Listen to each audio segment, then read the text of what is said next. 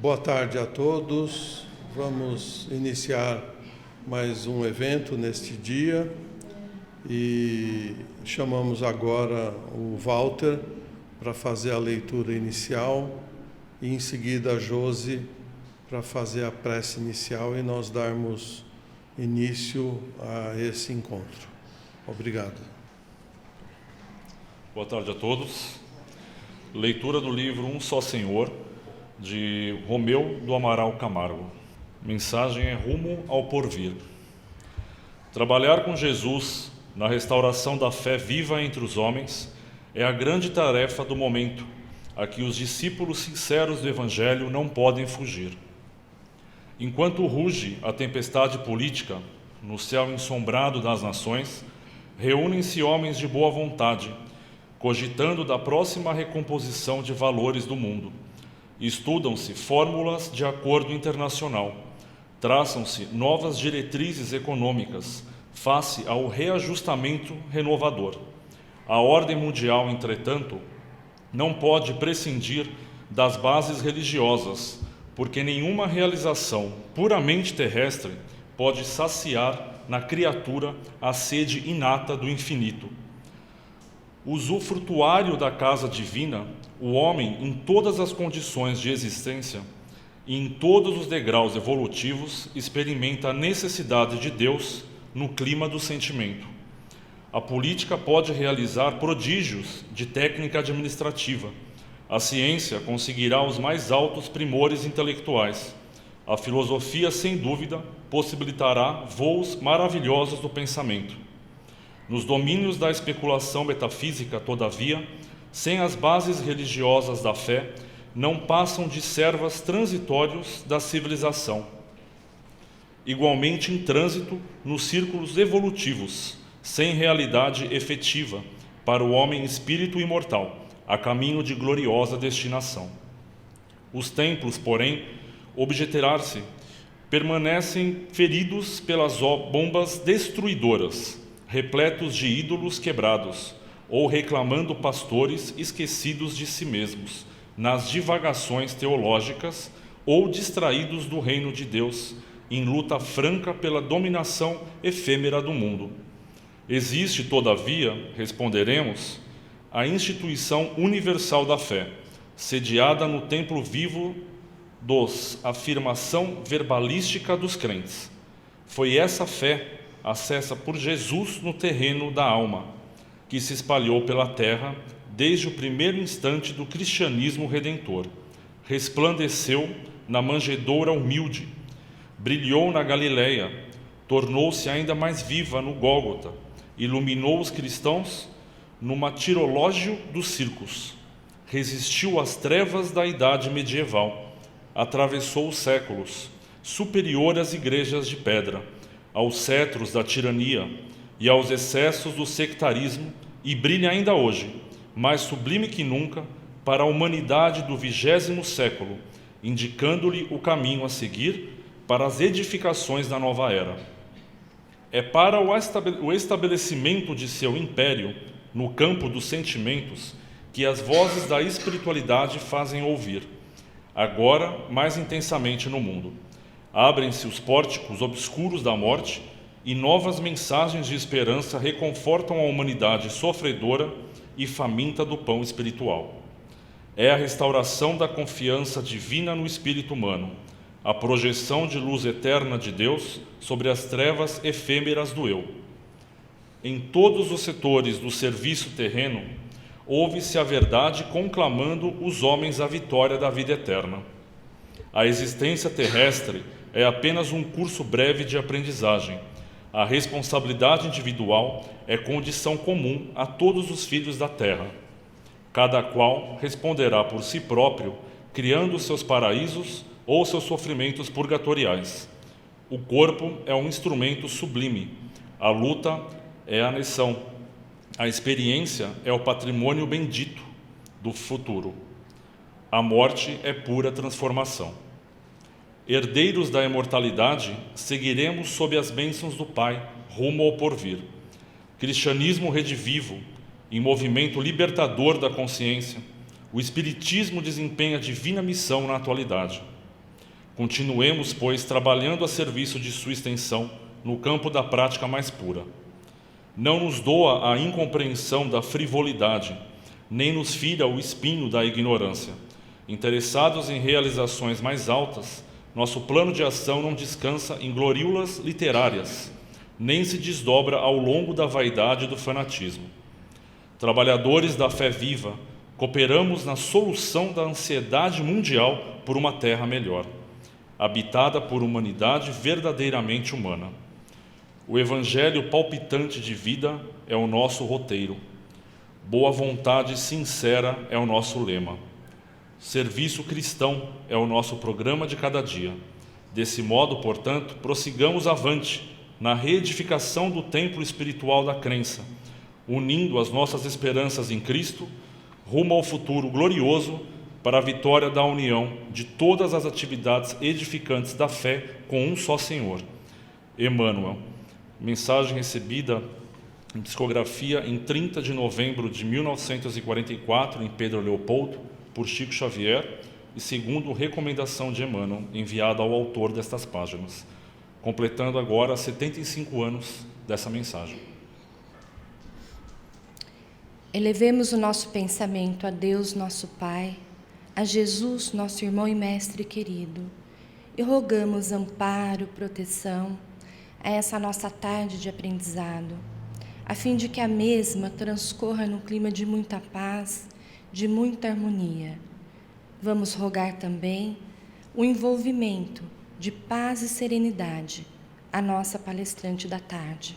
Que assim seja.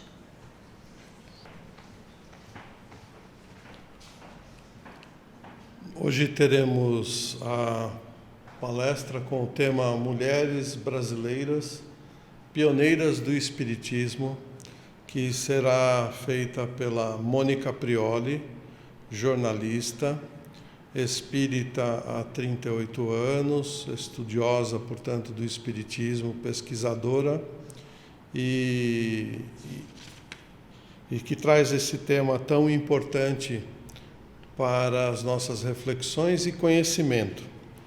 Ela também é frequentadora aqui desta casa, compondo o grupo Marlene Nobre.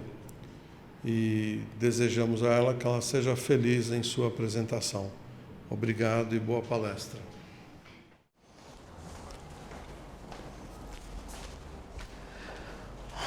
Oi, gente, obrigada. Boa tarde para todo mundo. Tá dando para ouvir direitinho? É muito bom estar aqui. Nós vamos falar de mulheres, uma audiência praticamente feminina, que é ótimo. E eu vou conversar uma coisa para vocês. Quando o Oceano me sugeriu esse tema, falar de mulheres do Espiritismo, eu não achei que eu fosse achar tanto material como eu achei. A mulherada trabalha, eu vou contar para vocês, é uma coisa, viu? Mas, como a gente tem um tempo limitado, eu precisei fazer um critério para selecionar algumas. Então, o que eu resolvi trazer para vocês? Mulheres que já estejam no plano espiritual, mulheres que tiveram um impacto nacional no trabalho e que fossem brasileiras. Cada uma dessas mulheres que eu vou trazer para vocês não dava só uma palestra cada uma delas dava um ciclo de palestras, porque elas são realmente extremamente interessantes. Mas a gente vai tentar dar uma passada para pelo menos vocês ficarem conhecendo um pouco de cada uma delas. Além dessas que eu pesquisei, tenho certeza que tem muitas outras que não tiveram sequer o trabalho registrado. Então, a gente vai ter que trabalhar com as que ficaram em termos de história, pessoas que escreveram livros. Porque, de qualquer maneira, o trabalho feminino é sempre um pouquinho mais escondido que o masculino. Isso não é só no espiritismo, não. Isso é na humanidade, é na história, né? E aí a gente vai falar um pouco o que é mulher. Uma mulher é um espírito eterno temporariamente encarnado numa organização fisiológica feminina. Ou seja, tanto homem como mulher são os mesmos espíritos que habitam os corpos que aqui na Terra a gente tem, com esse diferencial. Kardec, em Livro dos Espíritos, pergunta se o mesmo espírito pode animar o corpo de uma mulher e de um homem ou vice-versa, em 2 encarnações diferentes? E a resposta é, de certo, são os mesmos espíritos que animam os homens e as mulheres. E na questão 202 ele segue e ele diz, mas tem alguma preferência? Eles escolhem ser homem ou ser mulheres? E os espíritos respondem, não. Depende da prova que eles têm que passar, do que eles têm que aprender. Então, tem coisas que a gente vai aprender sendo homem, estando numa organização fisiológica masculina, e outras que a gente vai aprender estando numa organização fisiológica feminina. Mas é esta a diferença. Somos todos espíritos eternos. Essas são as nossas moças. São todas minhas amigas no Face.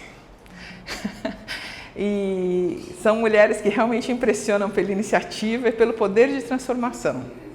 Cada uma delas encontrou a doutrina espírita em algum momento da vida. Algumas nasceram em berço espírita, como é o caso da Dona Ivone e da doutora Marlene. E outras, como a Ana Prados, não chegaram a ser espíritas em vida, mas já no mundo espiritual se aproximam da doutrina e começam a estudar o espiritismo. Elas têm em comum a conduta espírita, a conduta cristã, a fraternidade e a ação no bem em direção aos outros. Esse é o ponto comum que todas elas, como vocês vão ver, tiveram como foco na vida. Esse é o único gráfico da palestra, juro. Eu só fiz isso para a gente ter uma ideia da dimensão da vida dessas mulheres dentro da nossa perspectiva histórica. Então a gente começa com a Anália Franco nascendo em 1856, um ano antes do lançamento do Livro dos Espíritos. E a gente termina com o desencarne da doutora Marlene Nobre já no início do século XXI. Então, são 159 anos, um século e meio, um pouquinho mais, de trajetória feminina e de trajetória espírita também nesse período. A gente teve 2 guerras, a gente teve algumas datas que são importantes, como a Lei do Ventre Livre, a lei em 1879 que autorizava a mulher a cursar o ensino superior, em 88 a abolição da escravatura, só em 1932 as mulheres podem votar, e aí, em 1962, que foi ontem, foi decretado o Estatuto da Mulher Casada, que a mulher não precisava mais de autorização do marido para trabalhar, para receber herança e para a guarda dos filhos. A gente fala isso hoje, parece uma coisa... Foi ontem, gente. Isso foi ontem. Então, todo o trabalho dessas, se a gente pegar, boa parte delas foi num país bastante ainda patriarcalista, bastante machista. Então, a gente precisa ter essa perspectiva, porque isso aumenta o valor do trabalho e da iniciativa de cada uma delas. Bom, vamos começar com a Anália Franco. Esse é o nome todo dela. E esse trabalho eu queria só agradecer, porque esse trabalho é um apanhado de outras pesquisas, de livros, de entrevistas. Eu acho importante agradecer às pessoas que estudaram e registraram a história dessas mulheres. Como acontece, principalmente das mais antigas, tem muitas versões. Uns dizem coisas que são até contraditórias com outras. E eu tentei buscar o que eu achei mais coerente e trouxe para vocês o que eu pesquisei e achei que fazia sentido. Bom, a Anália, ela vivia num lar completamente diferente do que a sociedade na época tinha. Porque o pai e a mãe conversavam muito. Eles falavam sobre as coisas da família, sobre os noticiários. E a mulher conversava, dava a opinião dela, e ele considerava. E ela, pequenininha, via muito essa interação entre eles. O que era uma coisa totalmente não usual. Tanto que quando ela saía em público, ela ficava quieta e andava caladinha do lado dele, para não constranger o marido, porque mulher não abria a boca, não era uma coisa que... O que exigia da sociedade era uma mulher quietinha, obediente, subserviente, então ela sabia cumprir esse papel. A Anália, de pequena, também não queria saber muito dessas regras, não, porque ela aprendeu a ler antes dos 7 anos, e quando ela saía para comprar os livros, os comerciantes iam reclamar com o pai dela, que diziam que ela estava corrompendo uma regra importantíssima, de que a mulher é criada para ter filhos e família. Não tem nada que saber ler, não tem necessidade. A Anália, então, vem para São Paulo, mais ou menos, com 7 anos.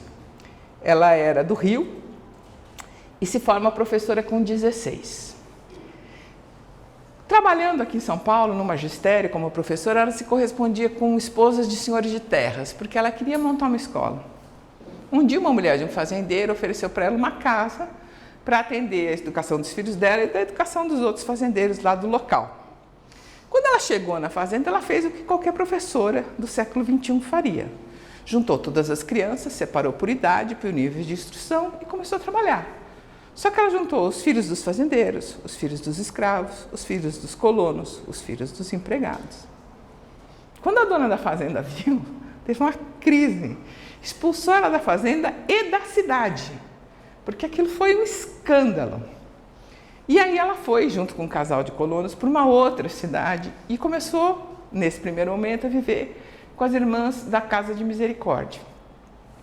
Na Casa de Misericórdia, onde ela se instalou, ela tinha muitos filhos que vinham da Roda dos Expostos. Não sei se todo mundo conhece a Roda dos Expostos, é que esse equipamento ficava instalado na parede da Casa de Misericórdia. E a criança vinha com um bebê, a pessoa vinha com um bebê que não queria ou não podia criar e colocava nessa plataforma que depois ela é girada, fechava a portinha e tocava um sino para as freiras virem retirar a criança. A lei do ventre livre aumentou muito esses bebês, porque você tinha as escravas, elas eram induzidas a deixar os bebês, porque eles não eram mais mercadoria. Então, as crianças pequenas até tinham o governo ia dar uma compensação para os senhores de escravos. Mas isso não era muito certo, não era muito fiscalizado, então, via de regra, eles tiravam os negrinhos da fazenda e punham na rua, punham para andar. E a Anália percebeu esse aumento de crianças e começou realmente a ficar muito grande para as irmãs de caridade. Ela alugou uma casa com o salário dela de professora, levou todo mundo para lá. Só que o salário dela mal dava para o aluguel e para a alimentação das crianças. Então, o que ela fazia? Juntava as crianças numa turma, ia nas festas da cidade, ia nas festas da paróquia, pedia ajuda, pedir donativos, E, nossa, as pessoas ficavam escandalizadas. E, de novo, ela foi ameaçada de morte, foi ameaçada de ser expulsa da cidade. Mas o que aconteceu? Ela foi, na época, defendida por abolicionistas, um movimento que já existia, né? E por pessoas que tinham algum tipo de caridade, tinham mais fraternidade com relação ao próximo.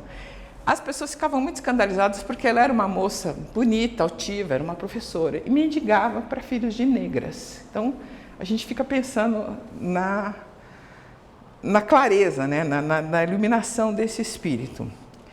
Ela conseguiu ficar e nessa cidade ela montou a primeira casa maternal. Foi a primeira instituição de acolhimento que ela fundou, ainda bem moça, e que depois vai se repetir ao longo da vida dela em diversas outras circunstâncias e tamanhos.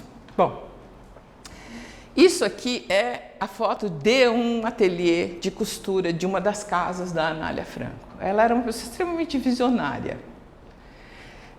Então, ela deixa algumas casas maternais, deixa eu não me confundir aqui, ela deixa algumas casas maternais no interior e volta para São Paulo. Funda com 20 outras amigas a Associação Beneficente, Feminina Beneficente e Instrutiva. E elas criaram instituições para acolher quem não tinha a quem recorrer. Viúva, que, por exemplo, não tinha filhos. As mães abandonadas, uma mãe solteira que o pai expulsa de casa e ela não tem para onde ir. Os próprios filhos dessas mães, as ex-prostitutas, os órfãos. Então, pessoas que não tinham mais para quem recorrer. Era para essas pessoas que a Anália criava as instituições. Com uma visão totalmente moderna, porque em todas ela tinha curso profissionalizante de tipografia, de enfermagem, de línguas, de música, de desenho, de pintura, para que a pessoa, quando saísse daquele lugar, tivesse como enfrentar a vida ganhando seu próprio sustento. Porque qual que era a grande aflição da mulher? Ela não tinha uma profissão, ela não conseguia se sustentar. Tendo uma profissão, ela consegue, e ela consegue manter a dignidade. Então, ela tinha uma visão incrível de futuro e de fraternidade. Com 41 anos, a Anália Franco sofre uma cegueira temporária, e nesse período ela se aproxima do espiritismo. E ficou extremamente encantada com o caráter científico da doutrina e com a clareza que a doutrina abordava os aspectos espirituais da vida. A partir daí, ela começa, então, a adotar muito da sua conduta pessoal do espiritismo. Em 1911, ela conseguiu comprar uma fazenda, onde hoje fica a Unic Sul e o Shopping Anália Franco, e mais alguma coisa, porque eram 75 alqueires. E ela fundou a colônia regeneradora Dom Romualdo.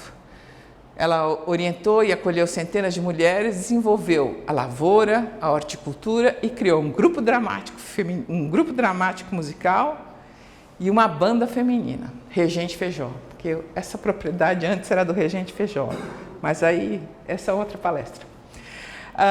No final da Primeira Guerra, a gente está em mais ou menos 1918, o Brasil e o mundo todo teve a gripe espanhola, que morreu muita gente. Todas as asiladas dela praticamente caíram doentes. As escolas ficaram vazias e ela estava sem possibilidade financeira.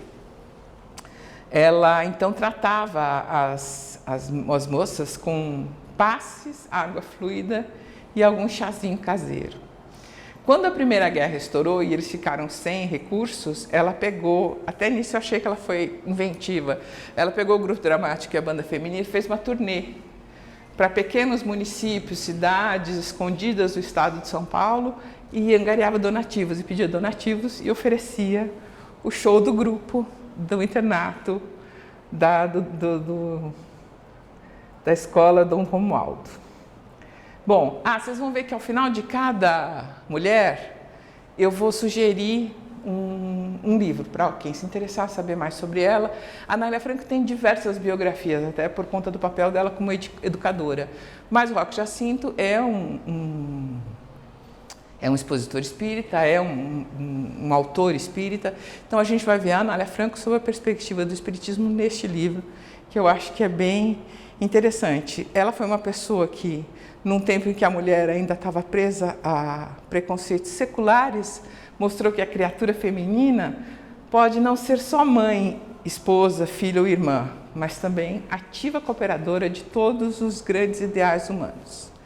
E aí, para terminar uma fala dela, depois do pensamento e da palavra de Deus, nada é mais belo e mais nobre do que a missão do verdadeiro educador da infância. Aí a gente vai conhecer um pouco da Adelaide, a Aura Celeste. Vamos lá. A Aura Celeste chegou ao Rio de Janeiro com 22 anos. Nessa época, a capital federal ainda era no Rio. Ela era protestante e veio com a ajuda dos colegas de igreja para dar aula numa escola no Rio de Janeiro, que ela efetivamente fez. Mas um tempo depois ela organizou na casa dela um curso primário e grandes ilustres figuras da política e da economia do Rio de Janeiro aprenderam as primeiras letras com ela, o que é curioso. Com 24 anos, ela começou a perceber as primeiras manifestações da mediunidade. Nessa época, o Dr. Bezerra dirigia a FEB e começou a orientar a Adelaide pessoalmente. Ela psicografava no Grupo Ismael, o núcleo de trabalhos mediúnicos lá da Federação Espírita Brasileira. Dr. Bezerra prognosticou que a Adelaide um dia assombraria crentes e descrentes, porque realmente ela tinha uma mediunidade fora do comum, como a gente vai ver. Ela tinha faculdade de incorporação, audição, vidência, psicografia, curadora, intuitiva e bicorporeidade, que as pessoas também chamam de bilocação, que é você, estando em um local fisicamente, o seu corpo perispíritico viaja e se faz visível em uma outra localidade. Eles, por exemplo, têm comprovação dela estando em Juiz de Fora e Corumbá em corpo perispiritual, não em corpo físico. E lá ela foi vista cuidando de doentes, dando passes. Ela era visível. Algumas vezes a mediunidade de bilocação faz com que o corpo espiritual também seja tangível. Então, por exemplo, Eurípides Barçanufo, que tinha essa mediunidade de bilocação, fazia partos. Então ele precisava da tangibilidade também. É uma mediunidade raríssima e a Aura Celeste, que é a nossa Adelaide, tinha essa mediunidade. Com 32 anos ela se casou e aí com filhos, casa, ela precisou se afastar do centro, mas não ficou inativa.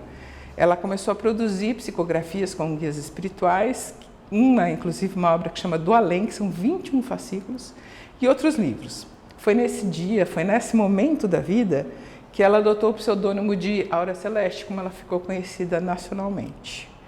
Nessa coletânea de 21 fascículos tem algumas psicografias que ela fez na FEB, que são bem interessantes. Psicografias que ela recebeu no grupo Ismael. Ela retorna com 46 anos à tribuna e trabalha com o Dr. Joaquim Murtinho, que é um médico espiritual que atende a enfermos e necessitados. Ela era poetisa, conferencista, contista e educadora.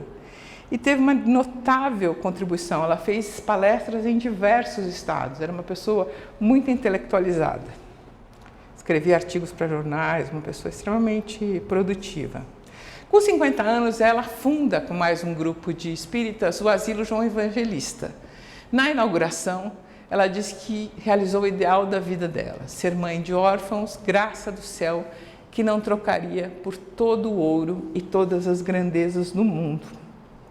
Ela foi por vários anos diretora e presidente, simultaneamente, enfrentando os diversos desafios, que são perseguição religiosa, falta de fundos, recriminação política, dificuldades em geral, mas era uma médium absolutamente sem vaidade e praticava mesmo a mediunidade como um sacerdócio. Esse asilo continua funcionando, completou 92 anos no início desse ano. Adelaide, ela é a personagem do capítulo 19 do Obreiros da Vida Eterna.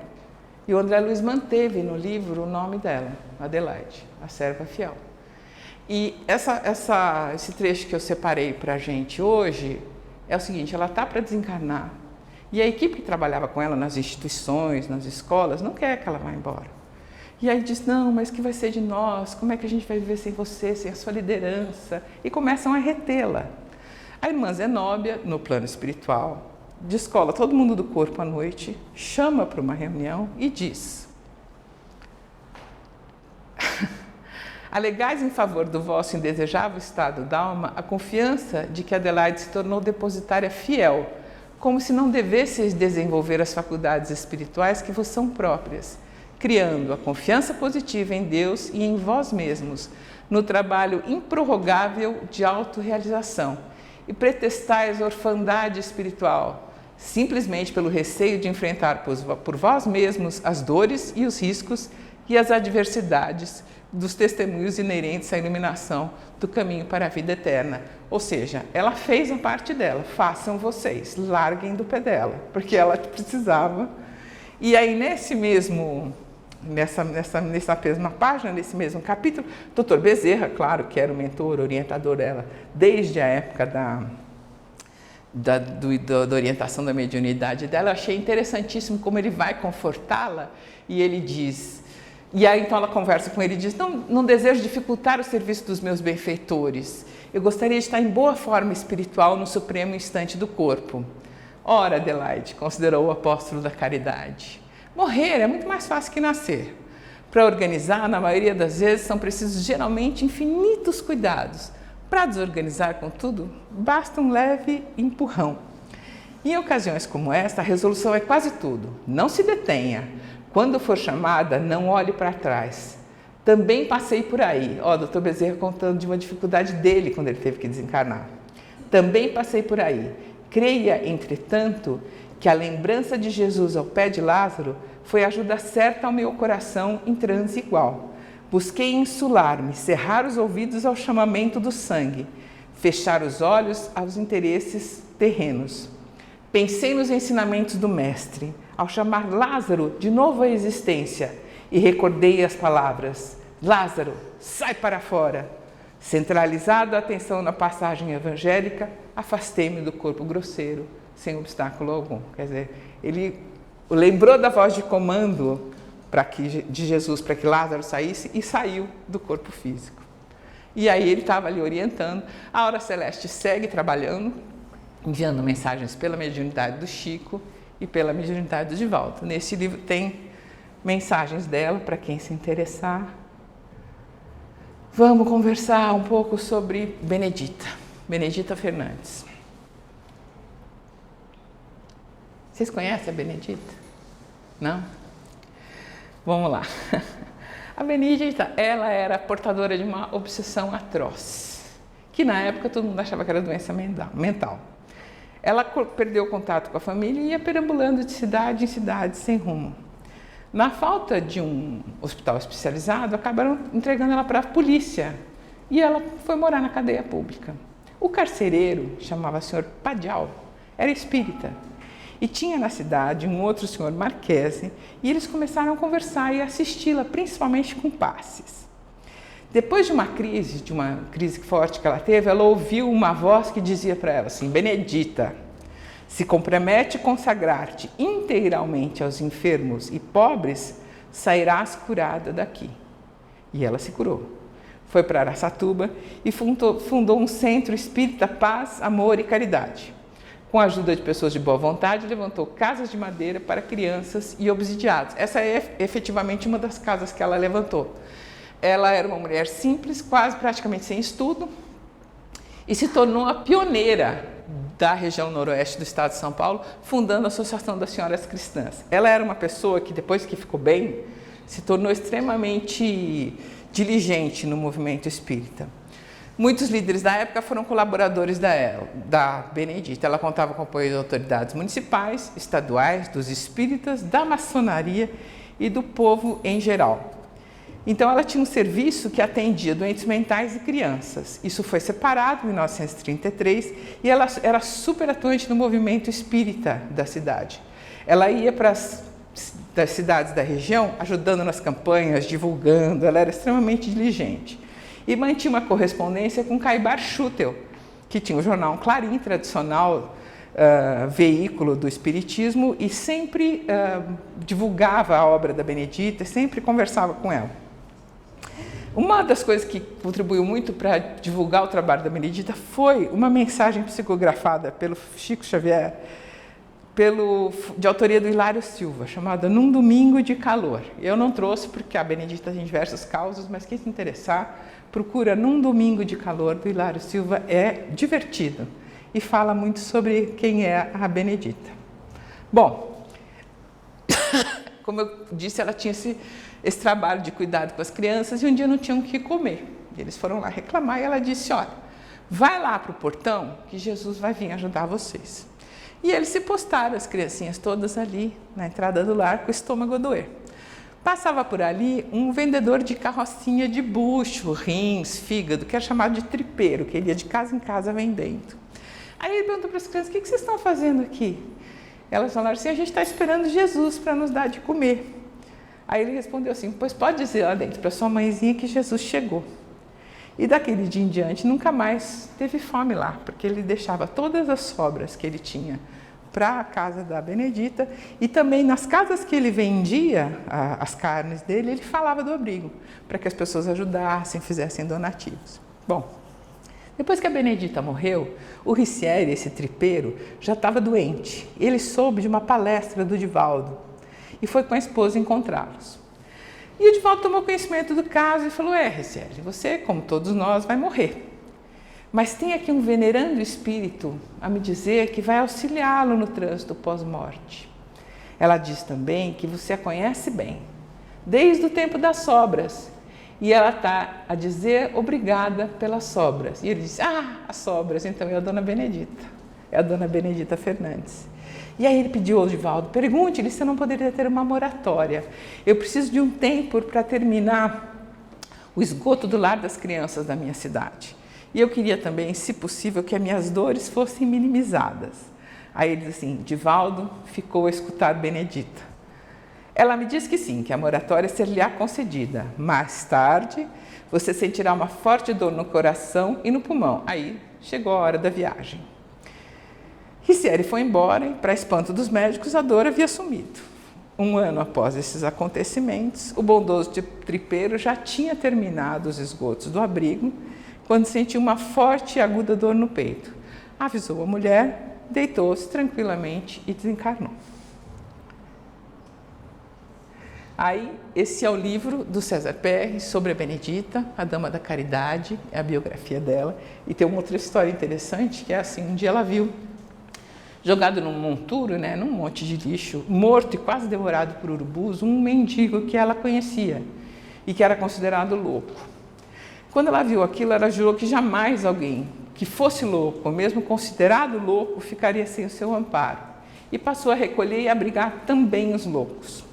O prefeito da cidade viu que era uma boa causa e começou a auxiliá-la financeiramente. Só que um dia o dinheiro parou de chegar. Ela foi à prefeitura, reclamou e soube que não ia ter mais dinheiro. Aí ela falou, tá bom. Avisou o prefeito que ela ia soltar os loucos, porque ela não podia mais sustentar. E deixou os loucos algumas horas vagando pela cidade. Rapidamente o prefeito falou, não, sua subvenção vai ser restabelecida. Pode pegar o financiamento de volta. Então era uma pessoa bem prática, né? Não tinha meias palavras, não. Achei muito interessante. Bom, Ana Prado. Ana Rebelo Prado. A Ana, vocês conhecem? Não, um pouquinho mais de pessoas conhecem já a Ana.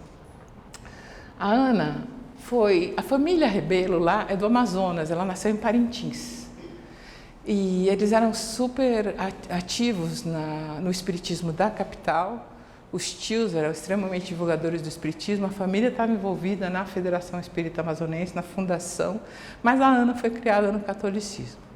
Aqui está uma foto da família dela, o marido, ela e 3 filhos, né? E ela se casa com Eurípides Albuquerque Prado, que era um comerciante, jornalista, ele era tipo um superintendente municipal lá de Parintins, que seria um prefeito. E ele sempre gostou muito de estudar as questões da imortalidade da alma. Conheceu a doutrina espírita quando ele leu O Céu e o Inferno, e aí começou também a trabalhar no espiritismo na cidade. Quando eles se mudaram para Belém do Pará, ele estava muito interessado nos fenômenos das mesas girantes, o Eurípides, marido dela. Mas ele não encontrou ninguém que quisesse fazer as sessões com ele lá. Então ele resolveu fazer na casa dele, com a família, com os filhos, basicamente, né? A Ana sempre dizia, não posso, tenho que fazer, eu estou ocupada, eu não acredito nisso. Mas teve um domingo que ela não teve como se esquivar. E aí ela participou da sessão e aí começaram os fenômenos.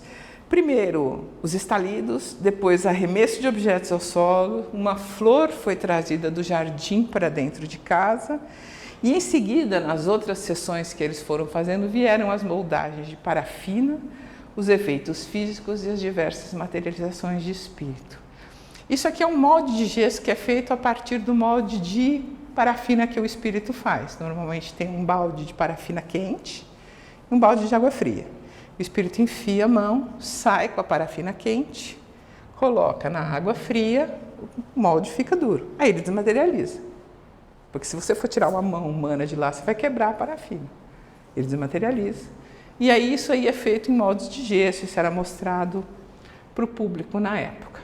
Bom, essas são algumas das formações que eram feitas a partir de ectoplasma com o concurso da Ana Prado. Elas se iniciavam em núcleos fosforescentes e depois se esticavam até a forma humana. Ela também, uma das coisas que ela fez foi provocar a germinação de sementes em 30 minutos. A plantinha nascia, crescia, fazia folhinha em 30 minutos que durava a sessão.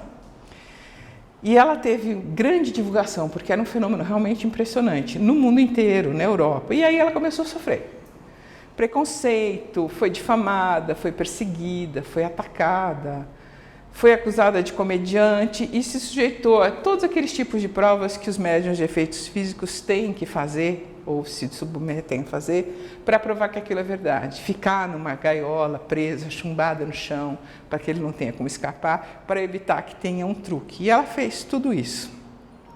Em 1921, ela materializou, entre os espíritos que ela materializou uma moça que era filha do Frederico Figner, que foi vice-presidente da FEB, perdeu uma menina com uns 20 anos. E ela materializou a Raquel, que é a filha dele, 3 vezes. E ela vinha, conversava com a mãe, conversava com o pai. O Frederico Figner também, não sei se vocês estão ligando o personagem, é o irmão Jacó, que escreveu o livro Voltei. Ele conhece, era espírita e foi para ele uma bênção, para a família toda, né? Ver a Raquel completamente materializada. Uma outra coisa interessante que eu acho, que a Ana Prado tinha uma pleiade incrível de recursos e ela soube de psicografia cutânea e pediu para o João, que era um dos espíritos que fazia parte da equipe que assessorava ela, para fazer, e ele escreveu Deus e João no braço dela. Então, uma psicografia espontânea, não precisa de ninguém escrevendo, e na pele, psicografia cutânea, coisa que hoje a gente não tem mais, né?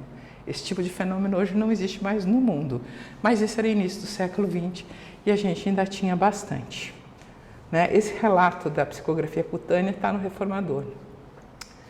Aí, para quem se interessar, esse livro da Ana Prado é incrível, do Samuel Nunes Magalhães, a mulher que falava com os mortos, e essa mensagem ela já manda pelo Chico no livro Instruções Psicofônicas. Não há muitos anos cooperei na mediunidade de efeitos físicos na cidade de Belém do Pará, tentando servir ao espiritismo. Não obstante as minhas deficiências e provações, adapto-me, porém, agora à mediunidade de efeitos espirituais, nela encontrando seguro caminho para a renovação com o Cristo. Achei bonita, mediunidade de efeitos espirituais. Então, Ana Prado, que está estudando espiritismo agora no plano espiritual. A Eunice Weaver. Eunice Weaver também é uma mulher incrível. Quem conta mais detalhadamente a história da Eunice é o Divaldo. E ele tem uma palestra lindíssima que ele faz sobre ela. Eu vou começar com uma história que ele conta para a gente entrar um pouco na trajetória da Eunice. Aos 13 anos ela foi com uma tia levar um grupo de alimento, levar alimento para um grupo de pessoas, de pedintes que passavam na estrada na porteira da fazenda. Foi a primeira vez que ela os viu. Marchavam trôpegos, apoiando-se uns aos outros, claudicantes, embuçados, sombrios. Junto deles uma figura silenciosa de olhos faiscantes. A tia perguntou: "Você é Rosa? Você é Rosa? Diga, é Rosa?" Rosa Fernandes era uma bela jovem, filha de vizinhos que a todos encantava, mas que com ninguém se comprometia. Um dia veio a notícia do suicídio. Os calçados e as vestes estavam à margem do rio, mas o corpo nunca foi encontrado. "Sou Rosa", respondeu. "Quando vi que estava leprosa, quis morrer. Eis o que sou agora, uma grande desgraçada." "Não, Rosa", disse Eunice. "Lembre-se de Jesus, que curou os leprosos. Pense nele." Nunca mais ela esqueceria de Rosa, dos olhos vivos de Rosa. Isso aconteceu quando Eunice era menina, adolescente. Essa história está no livro Sublime Expiação, do Divaldo. A Eunice se formou professora, estudou educação sanitária e depois casou. Ela era metodista com um missionário americano que era viúvo e ela cuidou dos 4 filhos dele.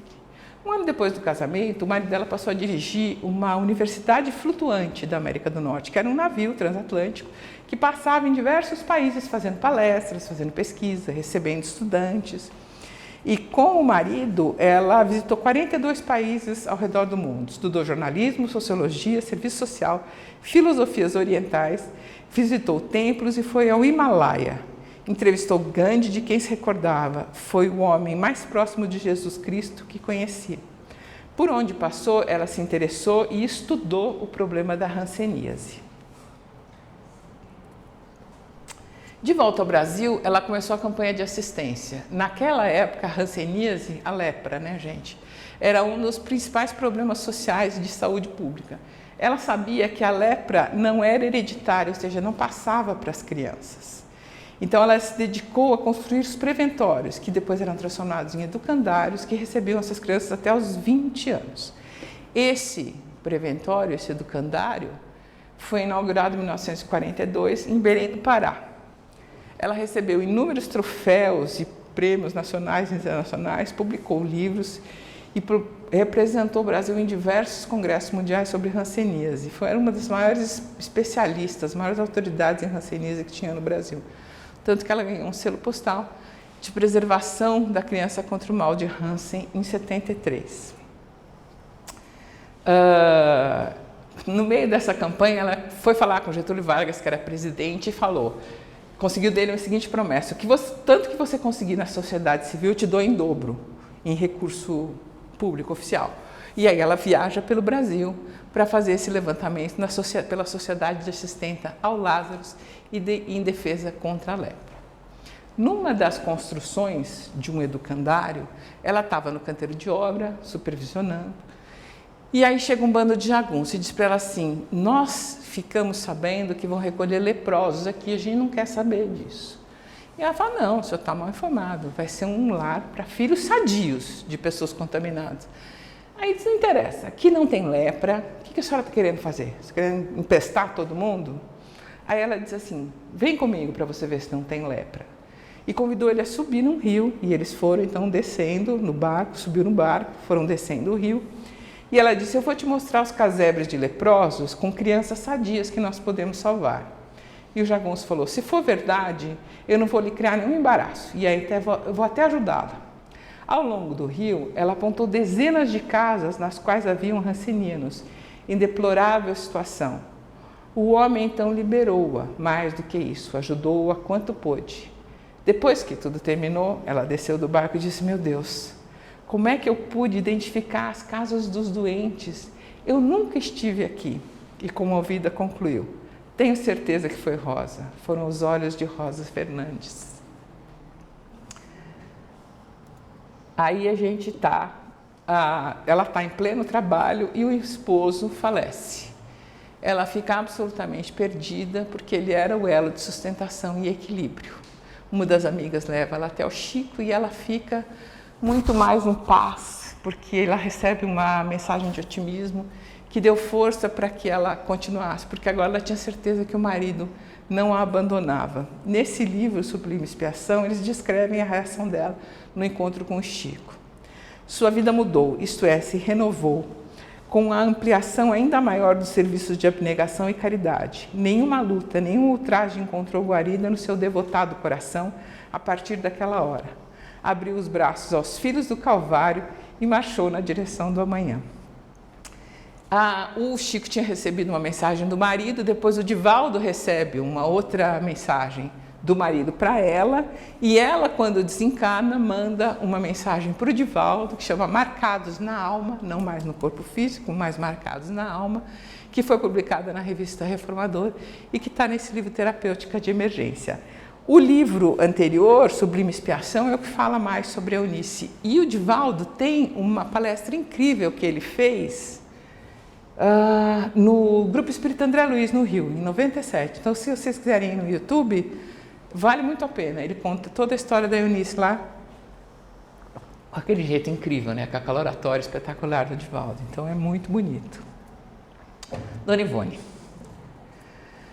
Acho que é a passagem mais conhecida da Dona Ivone, que ela já chegando, com 29 dias de vida. Ela tem um ataque de catalepsia, de morte aparente, fica 6 horas morta. Aí vai, prepara, velório, mortalha, tudo bem. E a mãe não se conformava, achava que a filha não estava morta. Vai para o quarto, faz uma oração e entrega a menina a Maria de Nazaré. Diz: é sua, não é mais minha, agora é sua. Depois ela foi para o berço e começou a tocar o bebezinho repetidas vezes, aqui assim como quem não passa. E a criança acordou aos prantos e realmente percebeu-se que era só uma coisa temporária, ela não estava realmente morta. Com 5 anos, a Ivone via claramente os espíritos e como se fossem pessoas normais encarnadas. Para ela era a coisa mais comum do mundo. Fazia parte da família dela. Aliás, era muito estranho, porque ela conta que ela tinha 3, 4 anos e ela não conhecia aquela casa. Então, ela ficava para a mãe chorando e descrevendo a casa dela da última encarnação para a mãe levá-la de volta para casa, que aquela não era a casa dela.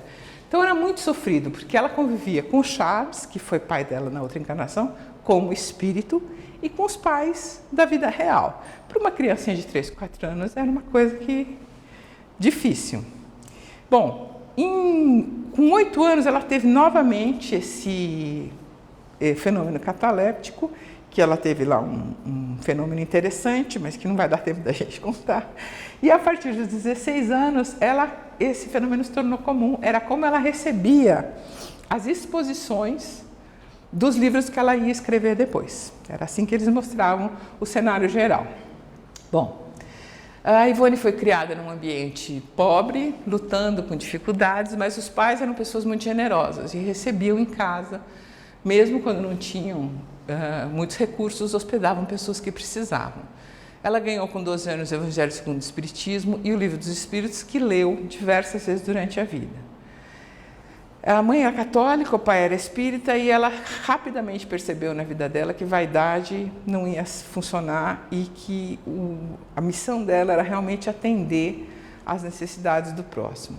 Ela não pôde estudar, não tinha condição financeira, foi até o primário só, mas ela tinha grande vocação para o magistério e para a literatura. Então ela estudou até de madrugada, todas as noites, e se tornou autodidata e acabou sendo uma pessoa bastante informada. Com 16 anos ela começa então o seu trabalho mediúnico, que segue por toda a vida. Em 1926, sob a orientação de Leon Denis, ela escreve essa que é uma das grandes obras da literatura espírita, que é Memórias de um Suicida, que foi escrita em 1926 e só foi publicado 30 anos depois, porque ela escrevia tudo à mão. Enfim, também é uma história interessante. Nessa obra autobiográfica, a gente tem outros livros também, mas eu quis também separar. Esse é uma autobiografia que ela escreveu, segundo ela disse, porque os espíritos mandaram. Ela falou, eu não escreveria, mas eles orientaram que fizesse, então eu fiz. E ela conta que ela teve uma vida fértil em dores e lágrimas. E mais adiante ela garante que absolutamente não teríamos vencido nas lutas e nos testemunhos que a vida nos exigiu de nossas forças, se desde o berço não fôramos acalentada pela proteção vigorosa da revelação celeste denominada Espiritismo. Então, para quem tem uma mediunidade estuante, ou para quem tem acho que para qualquer pessoa o Espiritismo é uma bênção. Mas para quem vive em dois mundos, como vivem esses médiuns, é uma coisa que deixa a pessoa equilibrada, consegue dar para ela uma noção de uma clareza que de outro modo não existiria. Ela tinha psicografia, era médium receitista, de desdobramento, psicofonia, vidência e efeitos físicos. E tinha um especial carinho pelos suicidas. A própria Ivone foi suicida diversas vezes em outras vidas. Ela lia o jornal e escrevia os nomes dos suicidas como se fosse um livrinho de vibração. E aí orava por eles todas as noites. O Memórias do Suicida, o Divaldo conta que o Chico contou que o André Luiz disse que é a maior obra do seu gênero dos últimos 5 anos e dos próximos 5 anos. 50, perdão, dos últimos 50 anos e dos próximos 50 anos. 5 é pouco, né? A Dona Ivone tinha essa característica de ter o Evangelho de Jesus dentro da conduta. Era extremamente fiel a Jesus e a Kardec. A produção mediúnica e a postura moral na vida dela são um legado valoroso na superação e na reconquista dos valores espirituais. Seus livros são, ao mesmo tempo, ótima literatura e profunda instrução espiritual. É mesmo. Esses 3 falam de 3 encarnações dela. Ela é a mocinha nos 3 livros. E é maravilhoso, dá de 10 em qualquer novela. E é incrível os romances e tem um conteúdo doutrinário super bonito também. Aí eu peguei algumas falas dela para a gente falar um pouco para a gente entender um pouco como era o processo que ela recebia esses livros. E ela fala, a fim de receber esses livros, seus autores espirituais retiravam o meu espírito do corpo material, levavam-me com eles para o além, para o país em que se desenrolava a ação. Conheci, assim, muitas paisagens do mundo espiritual e países estrangeiros em diferentes épocas e séculos. Nesses locais, eu assistia a peça a ser escrita pelos autores espirituais. Com todos os detalhes, sentia a emoção de todas as personagens, contemplava as colorações, via-me em todas as cenas, mas nada fazia ou dizia. E ouvia uma voz desconhecida a narrar o drama, mas sem ver o narrador. Ouvia ainda tudo quanto diziam as personagens. Ela ia para um teatro 4D, sentia, ouvia, percebia, e eles davam para ela uma noção de todo o espetáculo, de todo o acontecimento. E depois ela lia os livros, ela fazia a psicografia dos livros. A Ivone tem uma produção mediúnica literária incrível. Eu destaquei aqui esse caso, que é um caso interessante, que o Roberto, que é de quem trata esse livro, era um dos espíritos que fazia parte da equipe dela. E ela fez artigos no Reformador em que ela contou essa história, que eu acho que vale a pena para quem se interessar. E as 2 biografias, as 2 são com visão espírita, né, da Ivone. Essa um pouco mais antiga, aquela um pouco mais recente. Dona Cida. Quem conhece a Dona Cida? A Dona Cida é mais famosa, né? A Dona Cida era uma influencer já naquela época. Vamos lá, Dona Cida, ela trabalhava como enfermeira na Santa Casa de Misericórdia, e aí quando começaram a chegar, era 1957, quando começaram a chegar os pacientes com a doença do fogo selvagem. O nome técnico é pênfigo foliáceo, uma doença autoimune, que as bolhas estouram e não cicatrizam. Hoje a gente já sabe que ela não é contagiosa e que já tem cura. Quando mudou a diretoria do hospital onde ela trabalhava, a primeira providência que eles tomaram foi mandar o pessoal do pênfigo embora, porque era uma doença sem cura e que era muito dispendiosa de tratar. E ela foi lá e argumentou e tentou falar, eles não têm para onde ir, não teve conversa. Ela foi na rádio, foi no jornal, tentou angariar apoio, também não teve conversa. Aí ela falou, ok, levou todo mundo para casa.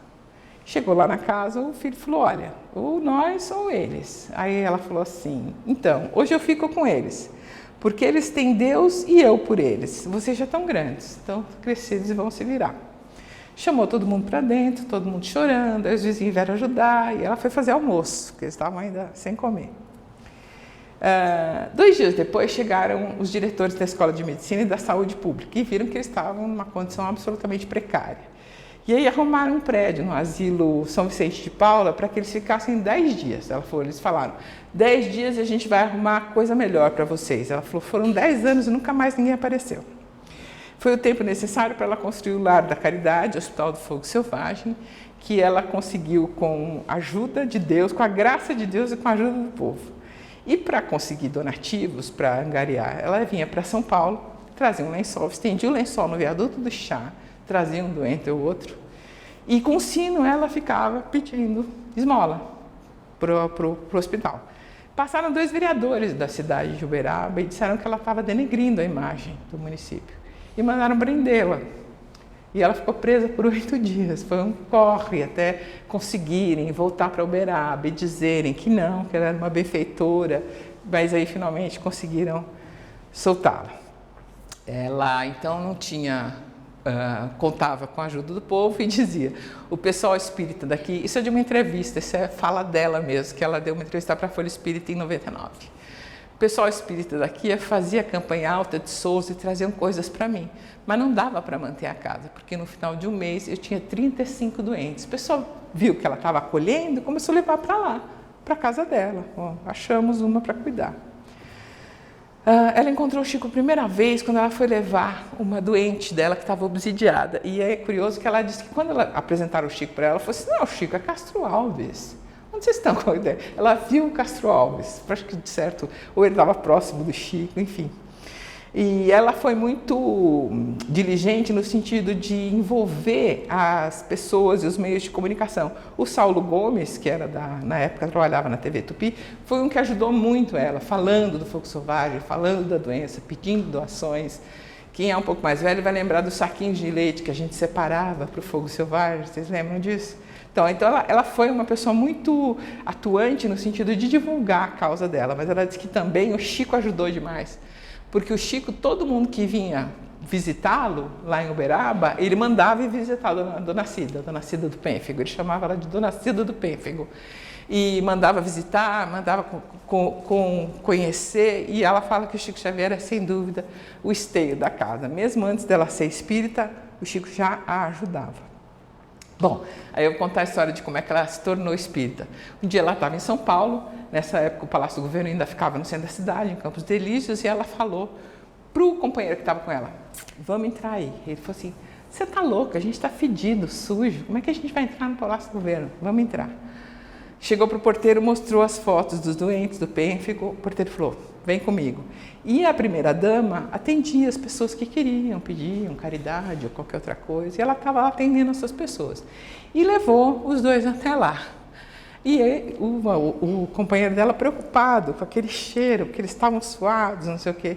Quando a primeira-dama, então, veio, toda chique, fez menção de sentar do lado deles, a Dona Cida viu que a Sheila apareceu e quebrou um vidro de perfume. Ela falou, ficou tipo uma neblina, assim. E depois, quando melhorou, eu pedi ajuda e fiquei pensando, mas o Chico não está aqui, como é que veio o perfume? Quer dizer, a simplicidade dela de achar que o Chico precisava estar lá para fazer o fenômeno acontecer, né? E a Sheila estava lá, o Chico devia estar fazendo outro trabalho, outro serviço. Aí, nesse mesmo dia de noite, ela foi num centro espírita.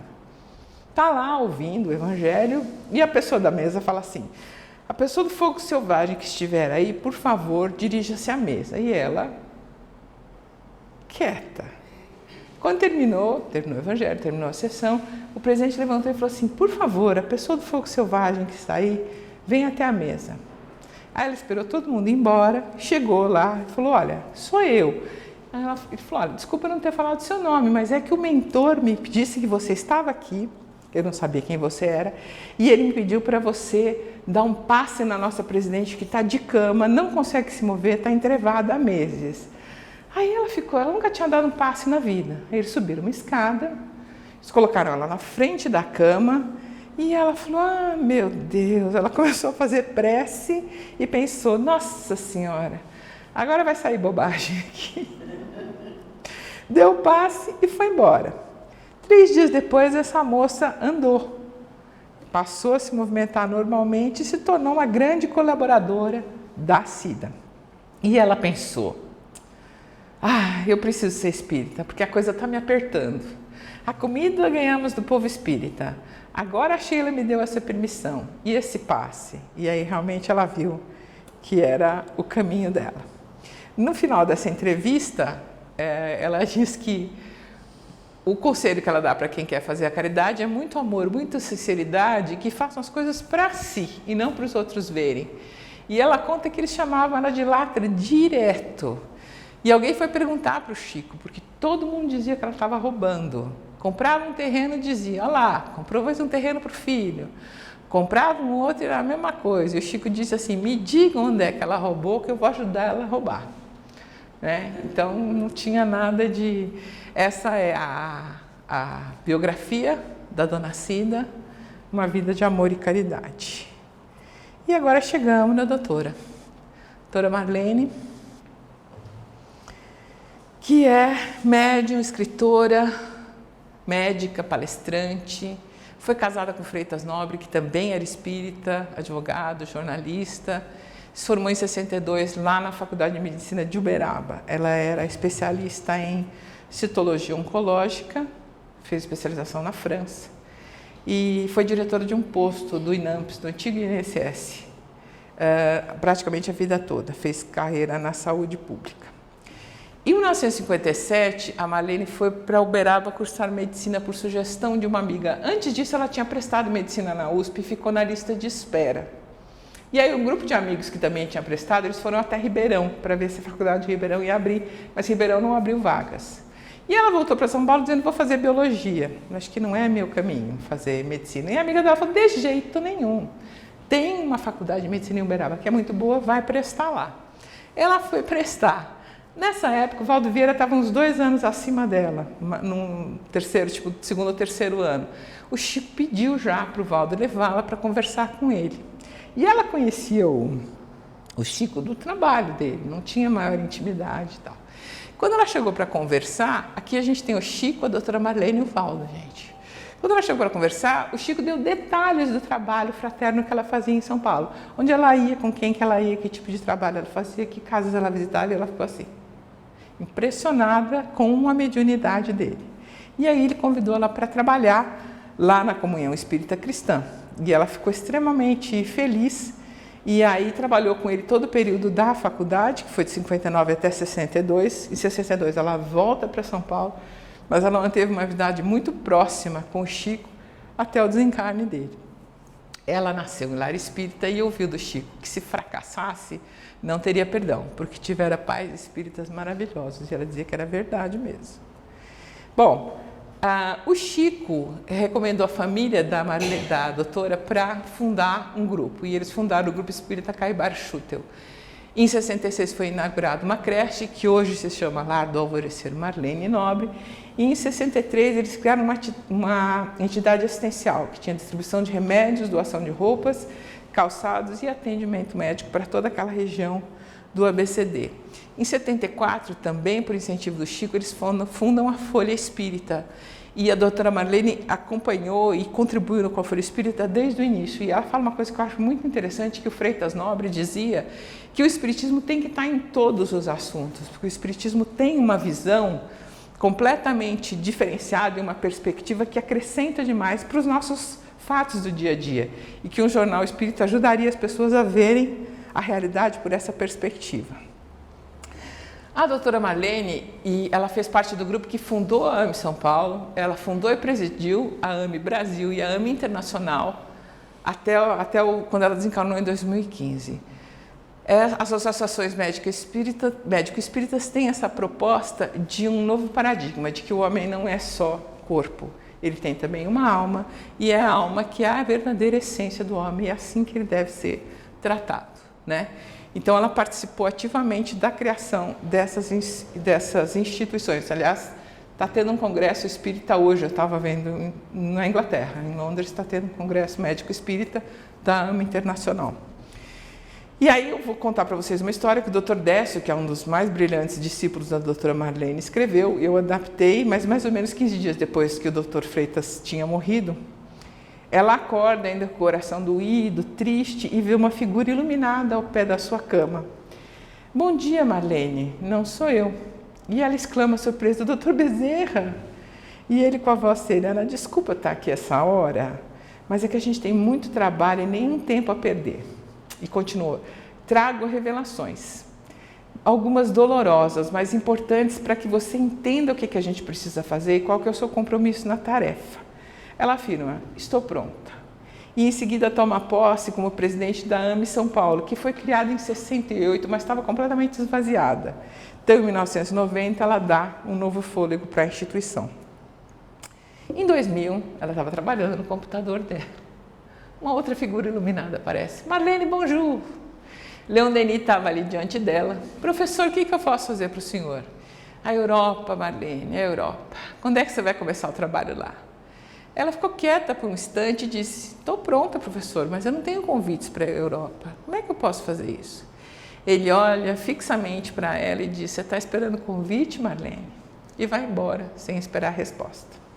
Aí ela conversou com alguns companheiros já espíritas que vivem na Europa e decidiu fazer um congresso. Vendeu o carro para bancar as despesas, alugou o auditório, pagou cartazes, a divulgação, e ela convidou os médicos que seriam oradores, e todo mundo viajou por sua própria custa.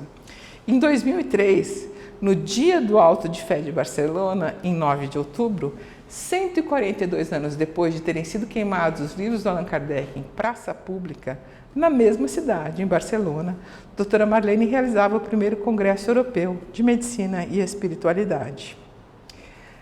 Ela percebeu, e a equipe da AME também, que a linguagem médico-espírita era uma coisa que apelava mais ao povo europeu, porque é uma história de muita angústia, de muita luta, de muita briga religiosa na Europa.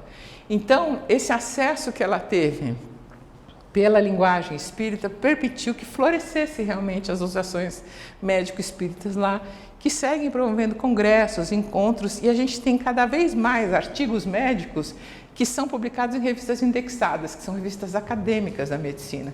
Quer dizer, a doutora Marlene, ela abriu a questão da medicina e espiritualidade de maneira que os médicos hoje conseguem dizer que são espíritas sem precisar ficar constrangidos.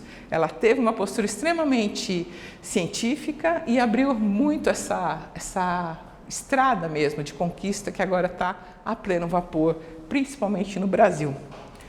Bom, a doutora Marlene foi autora de diversos livros. Ela escreveu, este foi o último livro que ela escreveu em vida, que ela conta a história dela com o Chico Xavier, que é muito bom porque fala muito dela também. E aí, para a gente encerrar, a doutora Marlene no dia da formatura com o Chico, né? E essa frase do Chico ela gostava muito.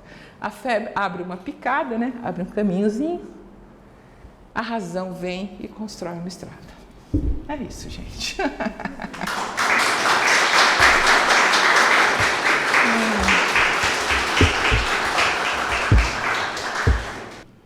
Obrigado, Mônica, pela belíssima palestra. Você vê que tem bastante nome, né, Mônica, para falar sobre essas mulheres espíritas. Eu queria só convidar também para no próximo mês, dezembro, o nosso palestrante, encerrando o ano. Deixa eu ver aqui. É o nosso Saulo Saulo César, que fez aquela coleção de livros, o Evangelho por Emmanuel. Ele já esteve aqui 2 vezes e pela 3ª vez ele vem agora. Eu dei um tema para ele, ele adorou e já está... É um tema que sempre esteve na minha mente. A obra de Chico Xavier complementa a de Allan Kardec. Então, vai ser no dia 14, é o seminário, começa às 4 da tarde, vai até 6h30. É um mini seminário, mas com uma pessoa que entende muito da obra de Emmanuel, a obra de Chico, porque ele pesquisou todos os livros do Chico para poder fazer aquela coleção extraordinária. Nós vamos ter então um passe, depois da prece final, e um passe e o nosso cafezinho tradicional. Muito obrigado a todos por terem vindo. Faz favor. Querido Mestre, amado Jesus, agradecemos a oportunidade bendita de estarmos aqui reunidos em Seu nome para aprender as lições do Evangelho dessas irmãs que nos inspiram e que vivenciaram a Sua lei de amor. Que possamos nós, todos os dias, nos esforçarmos para esse objetivo maior do nosso progresso espiritual, diante das Suas leis e dos seus sentimentos mais nobres, que é o amor em ação em todos os campos da vida. Que assim seja, graças a Deus.